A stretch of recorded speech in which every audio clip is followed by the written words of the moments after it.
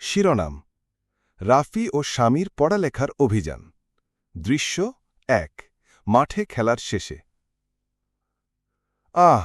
আজ তো দারুণ খেললাম, এখন তো একটু ঘুম দিলেই হয়।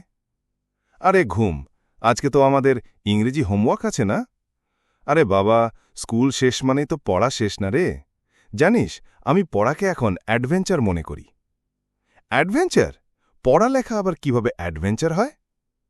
দৃশ্য ২। স্বামীর ঘরে।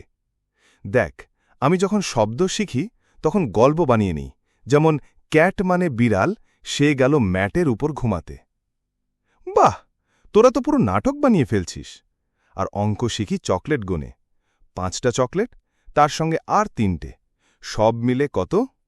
8টা চকলেট। এভাবে শিখলে তো আমিও পারি। দৃশ্য ৩। একসাথে পড়ছে। এবার আমি পড়ব গল্প বানিয়ে। ধর, সান উঠেছে, বার্ড গান গাইছে, আর বয় স্কুলে যাচ্ছে। দারুণ! এখন তুই বল, বার্ড আর বয় শব্দে কি মিল? দুটোই বি দিয়ে শুরু। দৃশ্য ৪। মা ঘরে ঢোকেন। আজ তো দেখছি তুই মন দিয়ে পড়ছিস। এখন থেকে আমি পড়াশোনাকে ভয় না পেয়ে বন্ধু বানাব। দৃশ্য ৫। রাতের আকাশের নিচে।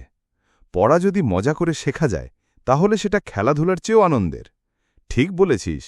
চল, কাল থেকে প্রতিদিন 1 ঘন্টা অ্যাডভেঞ্চার পড়া খেলব। ন্যারেটর পেছন থেকে। পড়া যদি ভয় নয়, বরং আনন্দ হয়, তাহলেই বদলে যায় জীবন। রাফি আর স্বামীর মতোই সবাই পড়াকে করুক খেলার অংশ। শেখার আনন্দেই হোক আগামী প্রস্তুতি।